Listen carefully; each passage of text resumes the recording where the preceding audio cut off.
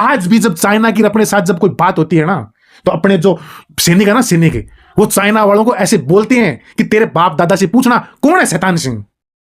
दोस्तों, आज ये कोई साधारण कहानी नहीं है, यह एक शौर्य गाथा है।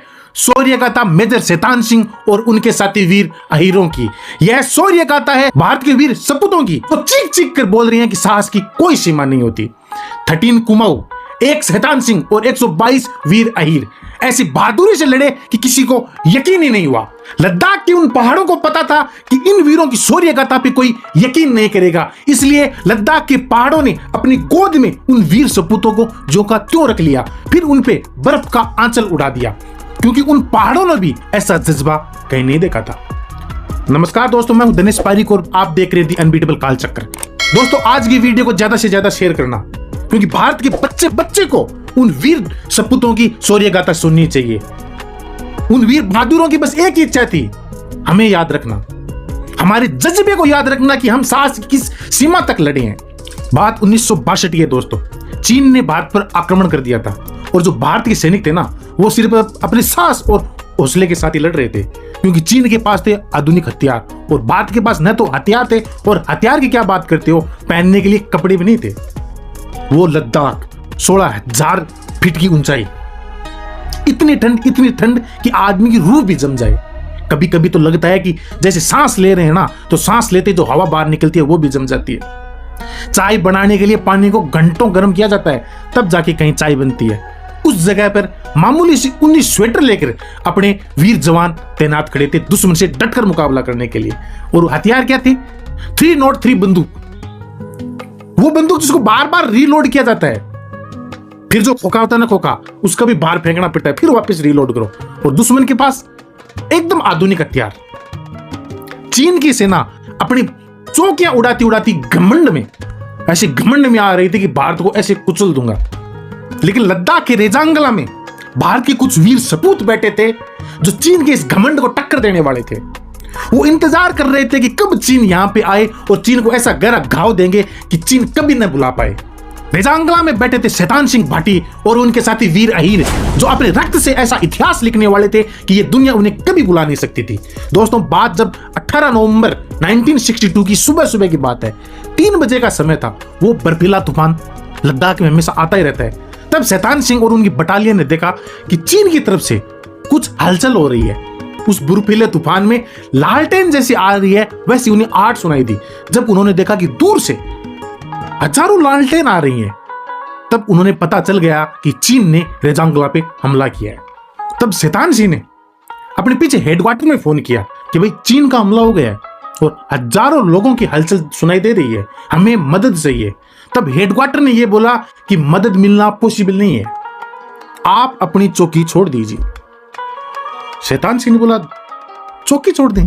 शैतान सिंह अपनी चार्ली कंपनी के पास जाते हैं, जो 13 बटालियन कुमाऊं पल्टन थी ना, उसके पास जाके अपने साथी लोगों को बोलते हैं कि हेडक्वार्टर से आदेश है, ये चौकी छोड़ने का आदेश दिया है। तब साथी लोगों ने बोला कि साहब आपने क्या सोचा है? तब शैतान सिंह भाटी बोलते हैं कि मैं राजपूत हूं, जगह नहीं छोड़ूंगा, अपनी जमीन उन लोगों को, चीनी को नहीं दूंगा। ये जो चीनी भाई भाई का जो नारा लगाते थे, आज हम पे अटैक किए ना, अपनी जमीन मेरे जीते रहते थे, मैं उनको नहीं दूंगा। तब उनके साथी थे रामचंद्र यादव, वो बोलते हैं कि साहब हम कृष्ण के बेटे वीर अहीर जिसने इस चौकी को बनाया है, वो जगह कैसे छोड़ दें? दोस्तों, मेजर शैतान सिंह पलटन का एक 20-22 साल का लड़का बोलता है कि साहब मेरा बाप फौजी है, हमारे गांव में बहुत सारे फौजी हैं, अगर आज भी पीछे हट गए ना, तो हमारे गांव में ये कोई नहीं बोलेगा कि एक अधिकारी का आदेश था कि जगह छोड़ दो। सब गांव वाले मेरे पिताजी को यही बोलेंगे कि तेरा बेटा डरपोक है, और मेरा पिता कभी आंख उठा के घर से बाहर नहीं निकल पाएगा। अगर मैं यहां पे वीर गति को प्राप्त हो गया ना, तो मेरा बाप छाती ठोक के बोलेगा कि मैंने एक मर्द को जना था, जो लड़ते लड़ते वीर गति को प्राप्त हो गया, लेकिन पीछे नहीं हटा। मृत्यु सामने थी, लेकिन फिर भी हार नहीं माना। दोस्तों, शायद उस दिन मेजर शैतान सिंह भी अपने आप को गौरवान्वित महसूस किया होगा कि क्या पलटन में वो लगे हुए हैं। एक एक योद्धा ने अपने अफसर के साथ डटकर मुकाबला किया। मेजर शैतान सिंह ने बोलता है कि क्या हुआ, हम 120-122 हैं, तो दुश्मन चाहे कितना भी आ जाए हम पीछे नहीं हटेंगे। अब रणनीति बनाने की बारी आई। भाई मेजर शैतान सिंह के पास न तो उतने ज्यादा बंदे थे, न उतने पास गोला बारूद थे। चाइना के पास तो सब कुछ था। तब शैतान सिंह ने बोला, एक भी गोली ऐसी खराब नहीं होनी चाहिए, आपकी बंदूक से चली एक एक गोली दुश्मन के सीने में लगनी चाहिए। चाइना ने पहली बार आक्रमण किया। मेजर शैतान सिंह ने बोला, रुको अभी अटैक नहीं करना। फिर जैसे जैसे वो धीरे आए तब मेजर शैतान सिंह ने देखा कि जो लालटेन आ रही थी ना, वो याक के गले में बंधी हुई थी। ये चाइना की एक चाल थी, क्योंकि उनको पहले ही पता था कि जो कुमाऊं बटालियन है ना, वो नई नई आई है अभी, और इनके जो सैनिक थे ना, वो लगभग राजस्थान या हरियाणा के थे। भाई उनको पता था कि ये लोग न तो पहले कभी इतने ठंडे इलाके में आए हैं और न इनके पास गोला बारूद है, तो हम क्या है कि भेड़ों को वहां से भेजते हैं याक को, और इनके जो बच्चे थोड़े बहुत गोला बारूद है ना, वो भी हम खत्म करवा देते हैं। लेकिन चाइना को ये नहीं पता था कि वहां पे खड़ा कौन है। वो शैतान सिंह भाटी था। उसने चाइना के इरादों को पहले ही भाप लिया था कि नहीं, गोली एक भी व्यस्त नहीं करनी है। फिर दूसरी बार चाइनीज आए, तब मेजर शैतान सिंह ने फिर से कहा, रुको गोली नहीं चलानी। धीरे धीरे एकदम नजदीक आ गए, एकदम नजदीक आ गए। जब ऐसे हुआ ना कि 50-60 फीट पे हैं, तब मेजर शैतान सिंह ने बोला कि अब गोली चलाओ, दुश्मन के एकदम सीने पे गोली मारो, उसके माथा में गोली मारनी है। दोस्तों आप यकीन नहीं करोगे, 120-22 लोगों ने थे, चाइना के 1310 बंदों को मार गिराया था। 1310 बंदों को। और चाइना ने रेजांगला पे सिर्फ एक बार अटैक नहीं किया था, एक बार किया, जब मतलब शैतान सिंह ने और वीर अहिरों ने उनको मारा, फिर भाग गए। जब वो वापस गए थे तब शैतान सिंह ने बोला था कि दोस्तों एक बात याद रखना, युद्ध अभी खत्म नहीं हुआ है। ये चाइनीज हमेशा पीठ पे वार करते हैं, ये फिर से आएंगे, हमें फिर से तैयार करना है। वो फिर से आए, शैतान सिंह और उनके पलटन ने फिर से उनको मार गिराया। ऐसे करके 7 बार अटैक हुआ था। शैतान सिंह और उनकी पलटन बार बार उनको मार रही थी, लेकिन लास्ट में क्या होता है, उनकी गोला बारूद खत्म हो जाते हैं। इस बार शैतान सिंह ने सोचा कि उनको और नजदीक आने दिया जाता है। जब एकदम आमने सामने की लड़ाई हुई ना, तो शैतान सिंह अपना चाकू निकालते हैं और चाकू से दुश्मन के सीने पे वार करने लग जाते हैं। दुश्मन एक गलती कर गया था, उसने ये तो भांप लिया था कि ये जो राजस्थान और हरियाणा के लोग हैं ना, वो इतनी सर्दी में कभी नहीं आए। वो लेकिन इनका इतिहास भूल गया था कि ये जो राजस्थान और हरियाणा वाले 6-6 साढ़े 6 फुट के कद काटे के बंदे, चाइना वाले को तो ऐसे तो 1-2 को ऐसे खा के भी डाल लिया था। मतलब अपने हरियाणा के लगभग, हरियाणा के थे, रेवाड़ी के आसपास के, उनके एक थे पहलवान थे सिंह राज, वो एकदम तगड़े हट्टे कट्टे।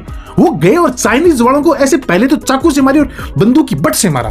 जब बंदूक का बट टूट गया ना दोस्तों, आप यकीन नहीं करोगे, उन्होंने चाइनीज को ऐसे एक का जबड़ा इधर से पकड़ा, एक का जबड़ा इधर से पकड़ा और जैसे भतीरे जैसे फोड़ दिया। 6-6 साढ़े 6 फुट के योद्धा। मतलब उस दिन चाइनीज सेना को काल के साक्षात दर्शन हुआ। आप कल्पना करके देखिए, एक तरफ से मशीन गन चल रही है, बंदूक चल रही है, दूसरी तरफ से सिर्फ और सिर्फ हौसला। इस देश को नहीं झुकने देना है। ऐसे मार रहे हैं जैसे किसी को मतीरा फोड़ रहे हैं वो लोग। शैतान सिंह खुद चाकू लेके निकल गए, पर चाइना वाले फिर से भाग गए। जब चाइना वालों ने सोचा कि इनके पास न तो गोला बारूद है, लेकिन इनका हौसला बहुत बड़ा है, लेकिन फिर भी हाथ नहीं मारे, क्या किया जाए, तब चाइना ने आर्टिलरी ओपन कर दी। आप कल्पना कीजिए, एक साइड से तोप के गोले आ रहे हैं, दूसरी साइड बंकर भी नहीं है। रेजांगला में भारतीय सेना के पास बंकर भी नहीं थे। मेजर शैतान सिंह अपने एक एक बंदे के पास जा रहे थे और उनको हौसला दे रहे थे, चाहे कुछ भी हो जाए, पीछे नहीं हटना है। आज चाइना वालों को दिखाना है कि हम में कितना दम है। ऐसे करते करते एक गोला जो हेडक्वार्टर था रेजांगला में, वहां आके गिरता है, और जो पलटन का जो हेडक्वार्टर था उसके पूरे पर कच्चे उड़ जाते हैं। मेजर शैतान सिंह का एक हाथ पूरा चला गया। तब जो रामचंद्र यादव थे, रामचंद्र यादव रेडियो ऑपरेटर थे, वो उनके पास आते हैं और वो बोलते हैं कि साहब आपके हाथ में लग गई है। तब मेजर शैतान सिंह कहते हैं कि रामचंद्र, ये कोई सिनेमा नहीं है, ये युद्ध चल रहा है, युद्ध, इसमें तो इतनी चोट आती रहेंगी। दोस्तों मेजर शैतान सिंह पूरे खून से लथपथ होते हुए भी अपने एक एक साथी को हौसला दे रहे थे और उनको बोल रहे थे कि चाइना को अंदर नहीं आने देना है। बहादुर रामचंद्र ने उन पे पट्टी की और मरहम की। उनको बोलता है कि साहब, हाँ आप हेडक्वार्टर चले जाइए, आप ये जगह छोड़ दीजिए, हम चाइना का डटकर सामना करेंगे। साहब आप अफसर हो, आप ये जगह छोड़ दो। तब शैतान सिंह कहते हैं कि मैं जगह छोड़ दूं? मैं शैतान सिंह भाटी आज मृत्यु से डरकर पेड़ दिखाकर भाग जाऊं? जाऊंगा कहां पे मैं? मुझे शहादत के लिए इससे अच्छा क्या मौका मिलेगा? फिर वापिस वार शुरू होता है। भाई 122 लोग थे, सामने से 3000 की सेना आ रही थी। जब 22-23 लोग टोटल बचे थे, तब एक गोली शैतान सिंह के पेट में आगे लगती है, छर्रों सहित लगती है। तब वो रामचंद्र को बोलते हैं कि रामचंद्र, पेट में तकलीफ बहुत ज्यादा है, तू मेरा बेल्ट निकाल दे। रामचंद्र वापिस साहब के पास आते हैं और देखते हैं कि साहब अगर बेल्ट निकाल दिया तो आपकी पेट की पूरी अंतड़ियां निकल जाएंगी। आप कल्पना कीजिए दोस्तों, वो वीर किस हद तक लड़े हैं। जो बेल्ट होता है ना, बेल्ट, शैतान सिंह का बेल्ट उनकी अंतड़ियों को बचा रहा था। पेट के पूरे परखच्चे उड़ गए थे, फिर भी वो लड़ रहे थे। लेकिन शरीर है, जब बहुत सारा खून बहने लग गया, तब शैतान सिंह को लगेगा कि अब सांस छूटने वाली है। वो बेहोशी की हालत में जा रही हैं। फिर भी वो रामचंद्र को बुलाते हैं कि रामचंद्र इधर आओ। वो बोला साहब, बोलिए साहब। बोला रामचंद्र तुम हेडक्वार्टर जाओ। तब बोलते साहब मैं आपको ऐसे छोड़ के हेडक्वार्टर कैसे जाऊं, और मैं ये जगह कैसे छोड़ दूं? मैं साहब आज से कुछ भी हो जाए, मरना है तो यही है। तब बोलता है नहीं रामचंद्र, जाके हेडक्वार्टर में सुनाना कि हमारी पलटन लड़ी है, आखिरी सांस तक पलटन लड़ी है, रक्त के हर एक बूंद तक चाइना से लड़ी है। हमने अपनी चौकी पे कब्जा नहीं होने दिया। रामचंद्र तुम जाओ और अपने पलटन के हर बंदे की शौर्य गाथा सुनाना। तब भी रामचंद्र बोलता है कि नहीं साहब, मैं आपको लेके चलता हूं। उस गोलीबारी में भी रामचंद्र पीठ पे मेजर शैतान सिंह को उठाते हैं और जैसे तैसे करके चलने लगते हैं। वो चोटी जहां पे चारों तरफ बजरी थी, आप सोचिए, एक बंदा अपने अफसर के लिए सब कुछ कर रहा है, एक अफसर अपने देश के लिए और अपनी पलटन के लिए जान न्यौछावर कर रहा है। रामचंद्र यादव बताते हैं कि मेजर साहब सिर्फ एक ही बात बोल रहे थे कि रामचंद्र जो भी डॉक्यूमेंट है ना, सारे डॉक्यूमेंट जला दो। दुश्मन के हाथ डॉक्यूमेंट नहीं लगने चाहिए, दुश्मन के हाथ खाना भी नहीं लगना चाहिए, सब कुछ जला दो, यहां से मिलना कुछ नहीं चाहिए। जब रामचंद्र उनको जलाने के लिए जाते हैं तो एक उससे पहले मेजर शैतान सिंह को एक चट्टान के पास सहारा देके बिठा देते हैं। चट्टान पे ऐसे सहारा दिया और बिठाते। मेजर शैतान सिंह बोलते हैं दोस्तों कि रामचंद्र एक मशीन गन ला और मेरे पैर के अंगूठे से बांध दे। मैं हाथ से गोली नहीं चला सकता, लेकिन पैर के अंगूठे से गोली चलाऊंगा। एक हाथ में मेजर शैतान सिंह की पिस्टल थी, एक पैर पे मशीन गन लगी हुई, उससे मेजर साहब दुश्मनों को मार रहे थे। जब रामचंद्र को पता चला कि शैतान सिंह की सांसें छूट गई हैं, तब एक आर्मी के जवान को उसके कप्तान का आदेश याद आया। उन्होंने बोला था कि हेडक्वार्टर में जाके ये शौर्य गाथा सुनानी है कि कैसे एक शैतान सिंह और 122 अहीर जान की कुर्बानी लगाने के बाद भी चाइना को अंदर नहीं आने दे रहे थे। लेकिन अजीब बात है दोस्तों, जब रामचंद्र यादव हेडक्वार्टर पहुंचते हैं और जब बताते हैं कि जंगला में ये हुआ, किसी को यकीन ही नहीं हुआ। उनको एक कमेटी गठित की गई, उस कमेटी में एक अंग्रेज भी था। वो अंग्रेज रामचंद्र यादव को बोलता है कि जा, तेरा कोर्ट मार्शल कर दिया जाएगा, तुम झूठ मत बोलो। रामचंद्र यादव की आंखों में गर्व, गुस्सा और आंसू एक साथ थे। वो बार बार बोल रहे थे कि साहब हम लड़े हैं, क्योंकि रामचंद्र यादव ने अपनी आंखों से देखा था कि कैसे पलटन का एक एक वीर योद्धा अपनी रक्त की आखिरी बूंद तक देश के लिए लड़ रहा था। वो बोलता है कि साहब हम रक्त की आखिरी बूंद तक लड़े हैं, आप ऐसे कैसे कोर्ट मार्शल कर दोगे? आप ऐसे कैसे भुला दोगे मेजर शैतान सिंह को, जो अपने आखिरी वक्त में भी ये बोल रहे थे कि रामचंद्र तू यहां से जा, हमारी कहानी सुनाना, वहां पे तू डॉक्यूमेंट जला देना कि चाइना को अंदर नहीं आने दिया हमने। आप कैसे मतलब ऐसे बोल सकते हो कि मैं झूठ बोल रहा हूं? दोस्तों उस समय उस कमेटी को भी यकीन नहीं हुआ कि रामचंद्र यादव सच बोल रहा है। रामचंद्र यादव बोलता है कि साहब हमने मारे हैं, हमने 120 लोगों ने 1310 चीनी मारे हैं। लेकिन वहां पे बर्फ आ गई थी, किसी को यकीन नहीं हुआ। रामचंद्र यादव बोलते आप ढूंढो तो सही, आप रेजांगला पे जाके सर्च ऑपरेशन चलाओ तो सही, आप हमारा यकीन तो करो। लेकिन किसी को यकीन नहीं हुआ। लेकिन दोस्तों वो सुना है ना कि जो देश के लिए शहीद होता है ना, जो देश के लिए लड़ता है ना, वो किसी से छुप नहीं सकता। उसी रेजांगला पे एक व्यक्ति ऐसे थे, निहाल सिंह, जो पहले चाइना के कब्जे में थे लेकिन फिर वहां से भाग के चले गए थे। निहाल सिंह बताते हैं कि जब चाइना वालों ने उन्हें पकड़ा ना, उससे पहले दोनों हाथों में गोलियां लग गई थी। दोनों हाथों में गोलियां लग गई थी तो उनके हाथ काम करना बंद कर दिया था। उनके पास ग्रेनेड पड़ा था। जब चाइनीज आए थे ना तो वो बार बार बोल रहे थे, मेरा मन ऐसा कर रहा था कैसे मैं एक ग्रेनेड की पिन निकाल दूं, चाहे मैं मर जाऊं, कम से कम इनको 10-20 को तो और ले जाऊं। ये जज्बा था उन लोगों का। निहाल सिंह बताते हैं अपने साथियों को कि साहब रामचंद्र यादव के जो एक एक शब्द है ना, वो शब्द एकदम सत्य हैं। हमारी पलटन ने रक्त की आखिरी बूंद तक लड़े हैं, हम साहस की उस आखिरी सीमा तक लड़े हैं कि कोई सोच नहीं सकता। फिर भी मेजर शैतान सिंह और जो 114 अहीर थे ना, वीर योद्धा थे, उनके शव नहीं मिले थे क्योंकि बर्फ आ गई थी। दोस्तों इस ऑपरेशन रेजांगला वाले युद्ध के 48 घंटे बाद चीनी लोगों ने युद्ध विराम की घोषणा कर दी थी। फिर धीरे धीरे समय निकलने लगा। चीन ने खुद ये एक्सेप्ट किया था कि 1962 के वार में हमें सबसे ज्यादा जो नुकसान हुआ है ना, वो रेजांगला युद्ध में हुआ था। चीन के जो सिपाही वहां से गए थे ना, वो अपने भारतीय लोगों के सम्मान में अपने हथियार डाल के गए थे और उन पे अपने हेलमेट रख के गए थे। आर्मी में ये किसी का सम्मान करने के लिए भी एक तरीका होता है।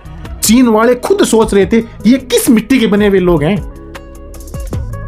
जिनके पास न हथियार है न साधन है, फिर भी लड़ रहे हैं, बंदूकों की बट से मार रहे हैं, हाथों से सिर को कुचल रहे हैं। ऐसे तैसे करके 3 महीने निकल गए दोस्तों। 3 महीने के बाद लद्दाख में कोई गडरिया अपनी पेड़े चरा रहा था।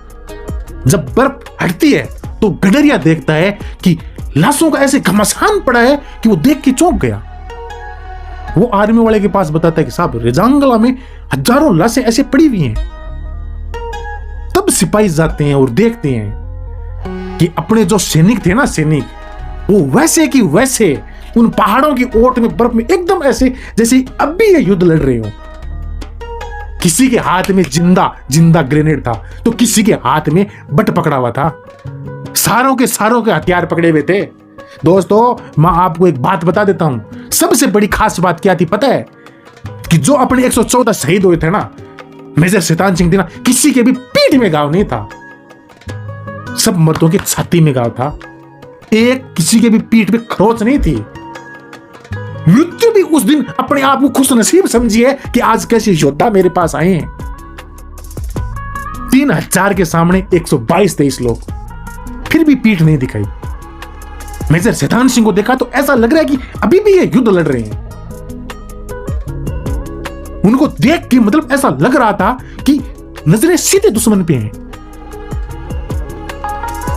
आप यकीन नहीं करोगे, रामचंद्र यादव बताते हैं कि जब ये हुआ ना, पहले इंटरव्यू रामचंद्र यादव के बहुत हो गए थे, किसी ने माना ही नहीं था। फिर जब पता चला कि रेजांगला में बर्फ हटी और वहां पे मिले मेजर शैतान सिंह और बाकी उनके सिपाही, तो जाते हैं, वो बताते हैं कि 8-9 तो जनरल थे और कर्नल तो 12-13 होंगे। वो बताते हैं कि ब्रिगेडियर नारायण रैना वहीं थे, जो बाद में आर्मी चीफ बने थे। ब्रिगेडियर नारायण रैना, वो जो बर्मा युद्ध में लड़ रहे थे, उनकी एक आंख चली गई थी, नकली आंख थी। रामचंद्र यादव बताते हैं कि ब्रिगेडियर रैना वहां पे भावुक हो गए थे। जब अपने योद्धा को ऐसे देखा तो वो इतने रोए कि उनकी जो नकली आंख थी वो नीचे गिर गई थी। रामचंद्र यादव कहते हैं कि साहब बस कीजिए, आप ही के तो बच्चे थे ये, जो रेजांगला में डट के खड़े थे। मैंने बोला था साहब, मैंने उस दिन भी देखा था कि साहस की कोई सीमा नहीं होती। हम लोगों ने एक 10 को मारा है। फिर दोस्तों मेजर शैतान सिंह अपने राजस्थान के थे, जोधपुर के। उनके पार्थिव शव को उनके गांव पहुंचाया गया, वहां राजकीय सम्मान के साथ उनका अंतिम संस्कार किया गया था। फिर जो 114 वो उधर बचे थे ना, उनका वहीं किया गया। दुर्भाग्य देखो उस टाइम लकड़ी कहां थी, पत्थर थे, बर्फ हटी थी, कोई नहीं थी। तब आर्मी वालों को पता चला कि यहाँ पे एक स्कूल है, वो नहीं बनाई जाएगी, वो स्कूल खराब हो गई है, तब उसके गेट दरवाजे वो लाए थे और उन सब का एक साथ अंतिम संस्कार किया गया था। ये कहानी है रेजांगला की, रेजांगला वार की, जो सिर्फ और सिर्फ भारत के लिए लड़े थे, अपने देश के लिए लड़े थे। वो यही बोलते थे कि सिर्फ हमें याद रखना। दुर्भाग्य ये है कि आज भारत का बच्चा जो चाहे कंपटीशन एग्जाम की तैयारी करे या कुछ भी हो, वो ये तो जानता है कि 1962 का वार हम चाइना से हारे थे। वो ये नहीं जानता कि रेजांगला में अपने वीर सपूतों ने कैसे चाइना को धूल चटाई थी। लता मंगेशकर एक गाना लिखती हैं, एक एक ने 10-10 को मारा, फिर कह गए कि अब हम तो सफर करते हैं, खुश रहना देश के यार। वो एक एक ने रेजांगला में मारा था। हमें नहीं याद है, हमने भुला दिया। हम शैतान सिंह को भूल गए, हम 114, 122 उन वीर अहीरों को भूल गए हैं। हम अलग अपने युद्ध में जितने भी लोग हैं, किस किस को बताइए। हमने चाइना को रेजांगला में हराया था, हमने चाइना को 1967 में संगत सिंह ने हराया था। क्या हमें याद है? नहीं है। क्यों? हमें ये पढ़ाया नहीं जाता है। और अपनी सबसे बड़ी कमजोरी यही है कि अपने जो कंपटीशन एग्जाम आएगा वो तो हमको याद रखना है, उसके सिवा हमको कुछ नहीं देखना है। ये दोस्तों, ये जो वीर सपूत है ना, आजादी की नींव में इन वीर सपूतों के रक्त है। फिर आप उनको कैसे बुला सकते हो? दुनिया का एक मात्र जंग देख लीजिए, 120-22 लोगों के सामने 3000 की फुल एकदम बुलेट प्रूफ जैकेट है उनके पास, एकदम आधुनिक हथियार है उनके पास, फिर भी उनको वहां से भागना पड़ा था। आज भी जब चाइना की अपने साथ जब कोई बात होती है ना, तो अपने जो सैनिक है ना, सैनिक है, वो चाइना वालों को ऐसे बोलते हैं कि तेरे बाप दादा से पूछना कौन है शैतान सिंह, उनसे पूछना कौन है सगत सिंह। अरे हमें नहीं पता है। चाइना वाले शैतान सिंह, सगत सिंह का नाम लेके ऐसे डर जाते हैं कि उनके चेहरे पे वो घबराहट आ जाती है, उनके चेहरे पे वो काल के दर्शन याद आ जाते हैं, वो काल के साक्षात दर्शन हो जाते हैं कि वो बंदे थे जिनके पास न हथियार था न कुछ और था, फिर भी वो किस मिट्टी के बने हुए थे कि हमें कुचल रहे थे, जैसे किसी मच्छर को मार रहे हैं। चलिए दोस्तों, आज के लिए इतना ही। मिलते हैं अगले वीडियो में, तब तक के लिए धन्यवाद।